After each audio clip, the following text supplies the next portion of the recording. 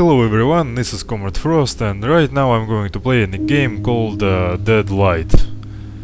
So this is going to be absolutely blind playthrough. So there are possible things that I might stuck somewhere. Well, not the point. The point is that I heard this game something like Limbo, and I loved Limbo. So I decided to play in this game as well. So yeah, as you can see, I haven't played at all. So let's begin. Just like sharks. When they stop moving, they die. That's how you are, Carla.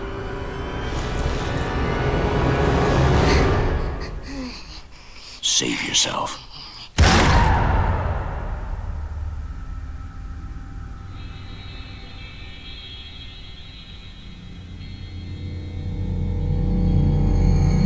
After the storm came the calm and silence that make men crazy. Carla! Carla! Why? Randy? Can you tell me what the fuck happened here? She's been bitten everywhere. She knew she shouldn't have gone outside. You killed her, you bastard! You murdered her! She's dead! What the hell have you done? Why? We would all be dead by now because of your little sister. How many times have we said not to separate from the group? Never means never. Shot drawing their attention even more. Either we reach the military shelter that you talk about so much, Grandpa, or we'll die right here. The radio message said that it was around here. It's a bit more than 5 miles west. Let's get out of here. Come on! I'm not leaving my sister here all alone. Nothing can be done now, Stella.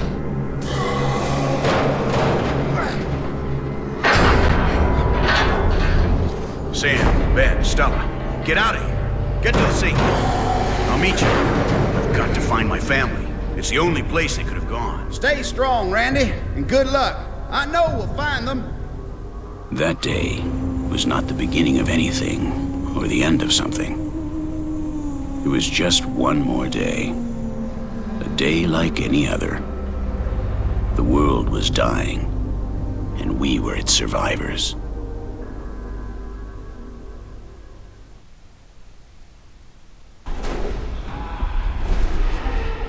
Good luck, Randy.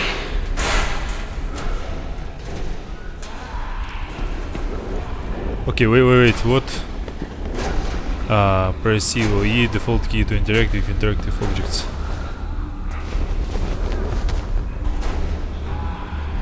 Girl of sweet red gold, my last memory of Carla. Wait, that's it. Her body is full of bites and bruises. She's been shot point blank in the head. Okay, I guess this is it. Spacebar to jump.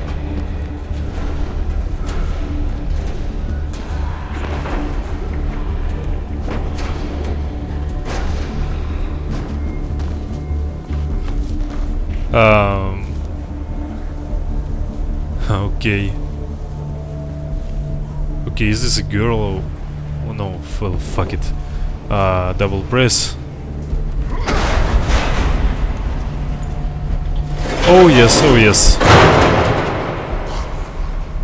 That was obvious.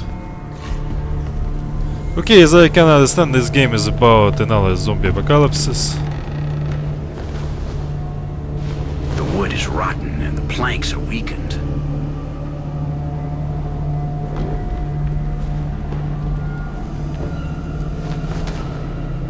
My weight won't break them. Maybe I can find something heavy enough inside the warehouse. Like this box. Oh fuck, someone trying to get in.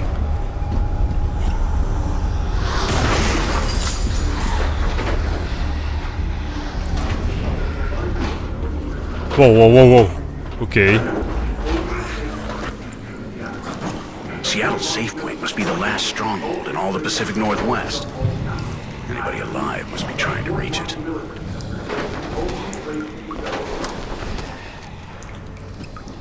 Yeah, right, fuck the radio.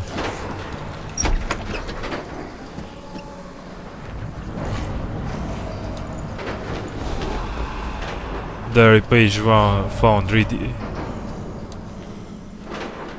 Well, why can I read it? Wait. Brightness adjustment, no. No. Yes, oh god damn it. God damn it, what about mouse and keyboard?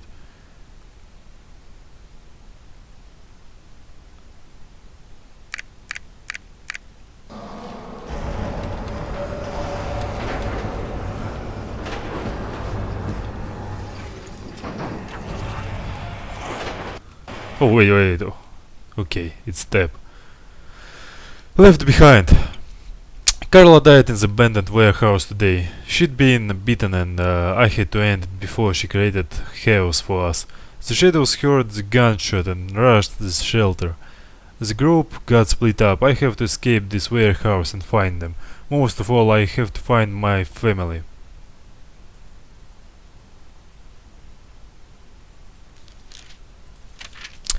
Ah, 1985, May 15th.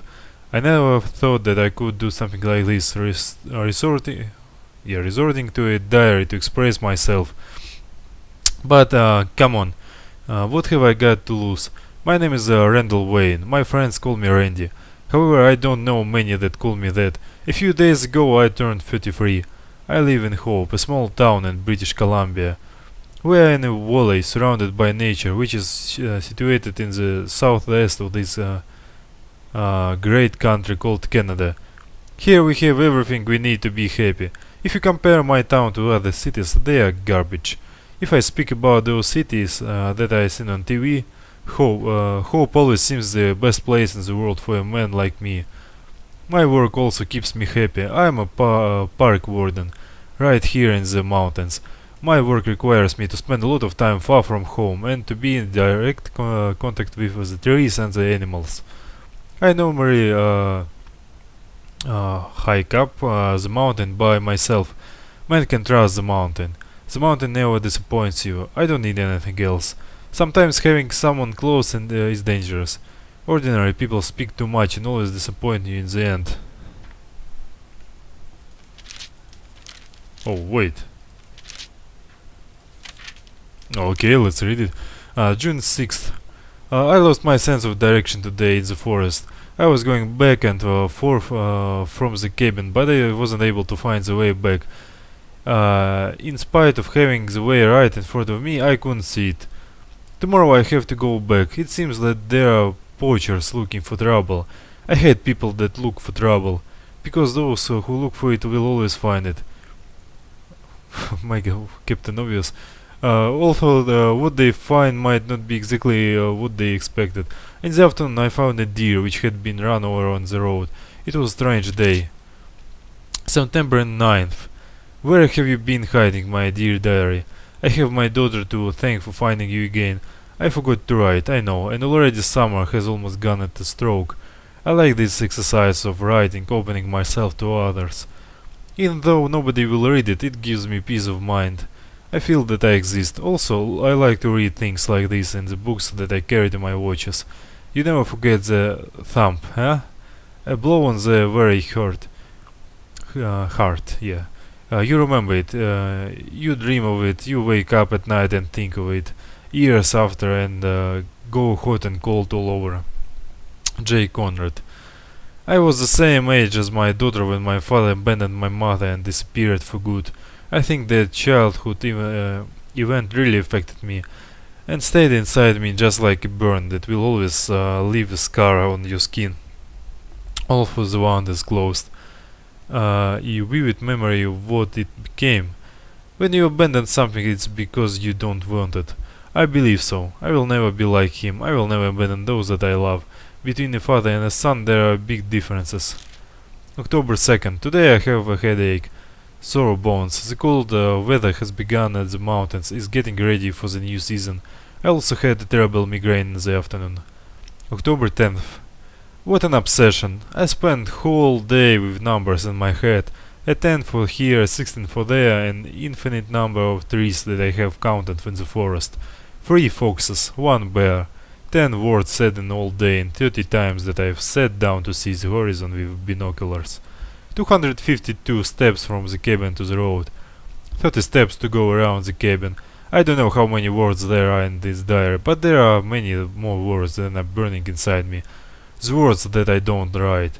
I'm afraid of closing my eyes and dreaming. I'm having this fear of everything coming back again. And the wind of the past hits my back.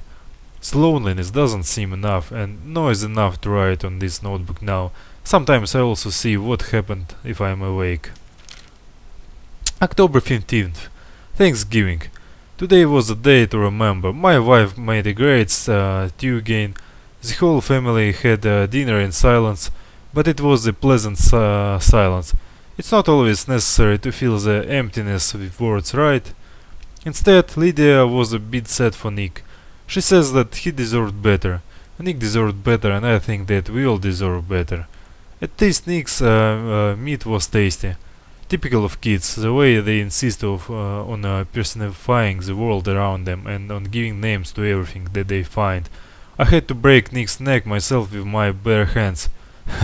It's not that I'm a coward, but I don't like killing animals with my hands. Even less so when it's got a human name. In my job sometimes I have to sacrifice animals that are sick or that pose a danger to others. I know that all deaths are the same, even if it was a turkey with the name of a used car dealer. October 19th. They have, by the way. Okay, Thanksgiving in United States and Canada is on October 15th. I need to remember that. October 19th. They have sent a message warning the poachers. Ben Parker, an acquaintance of the town, made a phone call to the warden's office. It seems that he saw some hunters in a protected sector. Ben is a good guy. I think he's the only man in the town who I can talk to. I saw him in the mountain, and he is not one to take for trouble. He is often come to see me, and we talk about this and that. He is a man of the world. Of the world? Of world. Okay, he's a man of the world and easy to get along with. On the way back, I came across a van parked at the side of the road. 2 girls were on the shoulder, playing like little kids, playing and laughing. I've known those idiots for some time. They are always hanging around. The younger one, a tanned and chubby girl, couldn't stop smiling. She didn't say anything special, unlike the other one. They are from Vancouver and were looking for plants that help to cure goodness knows what illness. I've warned them. The forest knows how to find its food. It's not safe for girls to go into the forest to pick flowers. Wild animals do their job, just like I do mine. When they were leaving over the engine sound, I could still hear one of the girls laugh. I hate city people. October 22nd. Dreams are my reality. Okay, I can't read it. October 24th. I'm afraid of the night. I'm Afro-American. Okay. December 5th. In spite of the migraine, I may still be able to forget everything and be only aware of the good things inside me. When my maternal grandmother, who was already over 80, died, the only person she had beside her was the nurse. The old woman lived alone and died alone. The girl said that before my grandmother died, she lifted her head up off the pillow and looked from one side to the other, as if she were trying to find someone, and then she lay down again and died. There is no doubt that a void surrounds me, but I'm also sure that I haven't completely fallen in it. At times I feel that if I lift up my head, I'll be able to cross to the other side. December 12th. Lydia has all the imagination that her mother lacks. Shannon has been worried and angry for a few days. I can tell that she is upset with me. I know well that I have spent time outside, more than I should have. But in this season and with this chaos of the poachers and the hunting, I couldn't do more for her, nor for us. I know that and I feel sorry. December 25. What is December 25? Oh yeah, it is Catholic Christmas, right? In Orthodox, our faith, it's not in December. Don't you like it, trendy? The mountain is beautiful. Merry Christmas. Oh yeah, Merry Christmas. Happy 1986. January 14th. Yesterday I went back to Harry's Corner for the first time in a year. I don't like closed spaces. I was going only to have a beer with Ben and would leave after that. But he was late. The stuffy air of Harry's Corner and all those regulars analyzing each one of my gestures make me very nervous. I don't like how those guys look at me. I don't like when they speak. I don't like their laughter. I can't hear what they say, but I'm sure that they are talking about me. When Ben arrived, he brought some wrinkled clippings from the local newspaper.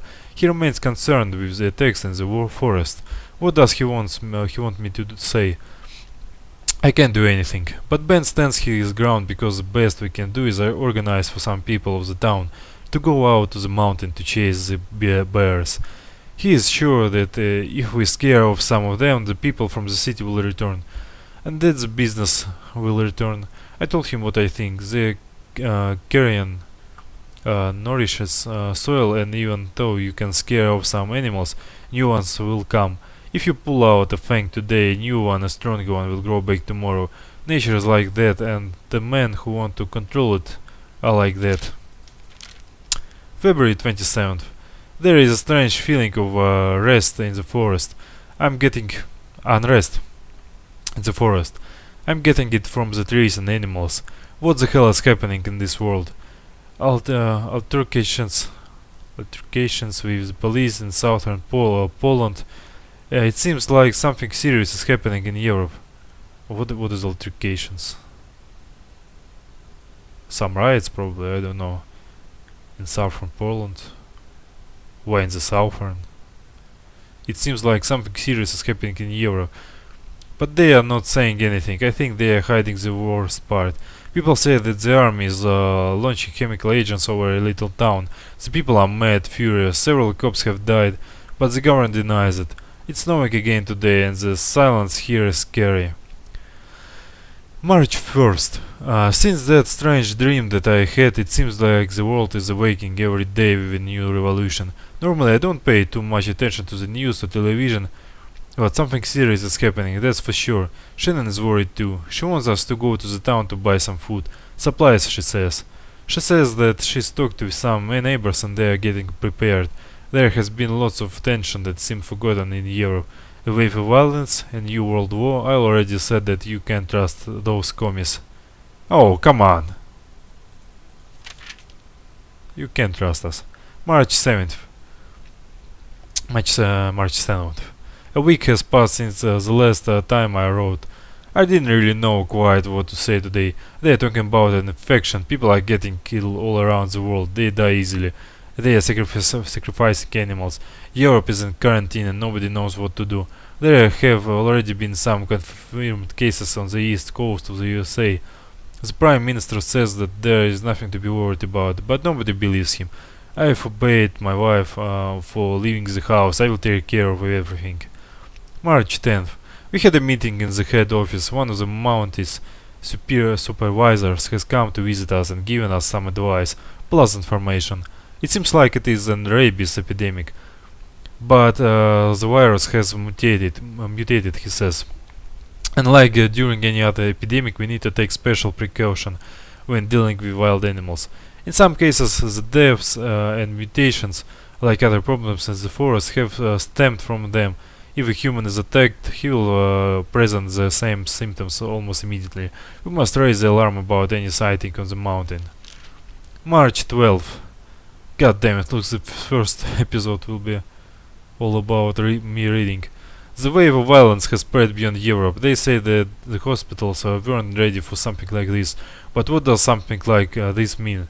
What are they talking about? About an innocent rabies epidemic? No, I don't believe them. But the lies go further. People on this side of the ocean say that everything is under control. They are talking about more than 300 people being affected. But I don't really know if the word means the dead or the infected. Those bastard politicians, they keep lying. Today a plane crashed in the Gulf of Mexico. Nearly 150 people are missing. And is God considering doing anything? I am not a religious person, but I know that any wild fox that I protect out there is stronger and fairer than the God that they pray to. I need to go back to the forest, go back to the place where I am, who I am, and where nothing worries me. March 16th. Nobody walks the streets alone, everyone goes with somebody else. We can chew the fear like wasted chewing gum that lasts forever. They broadcasted some images on TV. A man entered the bank and, without saying anything, attacked the workers and customers. He didn't take a single cent. When he went out, the police shot him, but he kept walking towards them without fear. Too much blood on TV these days. March 23rd. Shannon, my wife, is very nervous, but she doesn't want Lydia to know it. We keep her out of it. March 25th. We've lost communication with the outside world. Yesterday I switched on the TV and they were broadcasting an emergency signal together with an irritating buzz. Also those cowards in Ottawa are hiding. The radio isn't working either. We can't hear anything. Well, I lied. The local station is working, but they keep putting music on all day long. Nobody speaks, nobody tells us anything. There is a heavy silence. Wait. Page. Okay. Oh, okay, not a lot. April 20th. I haven't written anything for quite some time. Our town was overrun. I fought with Ben and the other men, but our barricades were useless and there was no stopping them. When I got back to the house, Shannon and Lydia had gone just like everyone else. There had been a mass exodus from the town of Hope. Parker and I followed, and since then we haven't separated even to answer the call of nature. We walked through the forest, fleeing the catastrophe, channeling our remorse until we reached Vancouver. We thought that in a big city things would be better as we find our people. How naive we were. Vancouver is unrecognizable. There is no food, no fuel, no hope. We ran away, taking shelter like animals, barely sleeping. There are hundreds of these things everywhere. Shadows, that's what they've called them since it started. Shadows that live in the darkness, that once had human form, that once belonged to man. Shadows of a light that has ended. Their sinister wails torment us night after night. I think of Shannon and Lydia every second. They are out there somewhere, frightened and on the run. Talk about looking for a needle in a haystack. I miss them so much. April 13th. Today Parker and I discovered a group of survivors. They had been hiding since the city collapsed more than a month ago, like in Hope. They no longer have water and food. They are scared. They drift around the city's suburbs, and for a moment they were about to kill Ben and me. The group is composed of 2 adult males and 2 women. They are armed. One of the men is a cop, but he is very old. Rick, probably. The other seems like he's never shot a gun in his life. He looks like a university professor. Red hat, skinny cannon fodder. The women are twins young. They are a reflection of each other. It seems that they are not related to the men, but I don't know why the men have been protecting them for such a long time. The old man says that he heard a message on the radio from a crashed police car. The message talks about a city on the other side of the border. He wants us to go south. He already talks about us as a group. He says, we must help each other, he says. Ben thinks that it's the best to all go together, a group, a herd. Tomorrow we'll head to Seattle. There is a talk of a safe point, immigration. Shannon and Lydia, they are somewhere on that road. May 14th. Surviving is not child's play, particularly when darkness falls. Nights repeat themselves and our travels never begin. We travel slowly, stealing fuel from abandoned cars. Sometimes we come across the shadows, other times we must confront them. You must shoot them in the head, that's all. This is only advice that God gives us to survive his apocalypses of the dead that wake up and walk. But if it's true that they are not alive, why do they need to feed on us? Now the nightmare doesn't end at sunrise. We woke up at dawn in an abandoned bar next to the survivor group from Seattle. Together with Ben, the twins weren't sleeping this time. No, instead they were screaming. They were screaming outside. The university professor was outside with his watch. The university professor had been attacked while he was watching over us. A bite on his arm. He was bleeding. We had to clean up the area. Later, the red-haired guy, the damned university professor, bled to death in front of us and he stopped breathing. We all knew what was going to happen next. Every single one of us. I had to sacrifice him. June 7th. Lydia Shannon, names that I can't forget. My head is divided into thousands of fragments, little pieces of smashed crystals. Ground sugar, interrupted words, a puzzle that I can't solve anymore. There is no future, there are the days without any tomorrows. July 1st. When I was younger I could remember everything. Things that happened and that didn't happen. Now I have to look through these pages if I want to find my memory. We can see the city from far away and everything we heard about it seems true. Seattle is a ghost city. You'll never find a place that's nice and peaceful because there isn't any. It didn't exist before, and even less so now. You can deceive yourself like this professor. You may think there is, but once you get there, when you are not looking, somebody will sneak up and write "fuck you" right under your nose. Oh, the last one. July 4th. Independence Day. Once the girls died today. Young Carla died in an abandoned warehouse, and I no longer feel anything for her. I don't feel even a tiny bit. Grief is something that disappears with death. More than 4 months have already gone by since the start of this bloody disease that has destroyed our little world. Everything that we knew in the world is gone. 4 months that changed the rules of nature and human beings.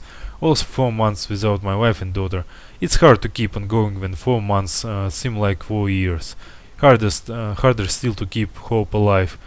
Doing my best to find them in the only place they could be. Today even the young people die, and the thing that still puzzles me the most is that some keep living, or whatever they call the condition they are in. We are survivors of a fading world. We sometimes doubt and wonder, are we alive or are we also dead? 2 days have passed since we entered Seattle looking for our last chance. It's the 4th of July today, a special day for Americans. Independence Day, they say. The birthday of the nation. How stupid to think about births. No one will celebrate anything today.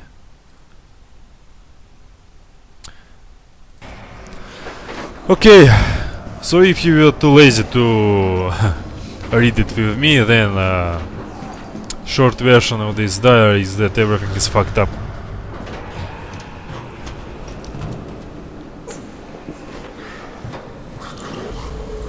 Hold E to grab heavy object, move. Hold, okay. Well, this is not very comfortable.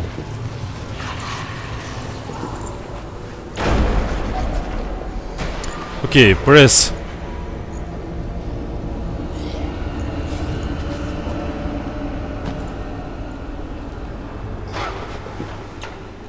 Okay, iron monsters are there.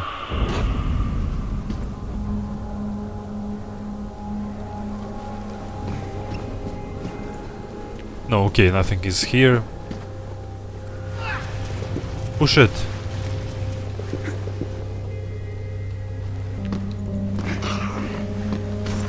What's up?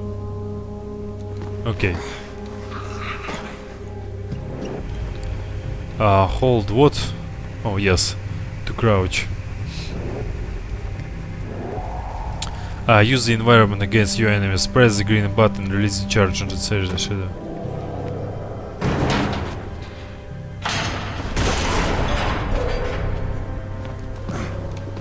Okay. Oh no, wait.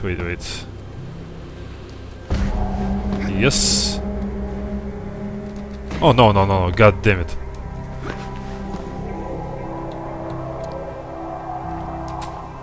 Yes, okay.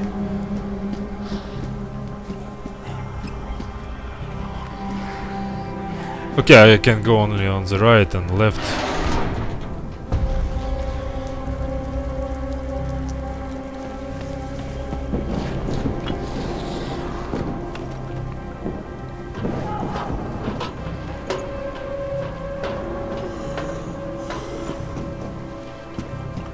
Oh fuck, fuck, fuck, fuck, fuck, fuck.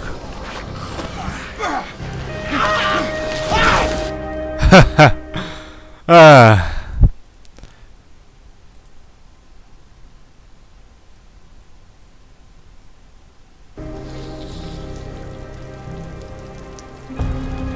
Okay, considering my luck, I will stop here and will continue shortly.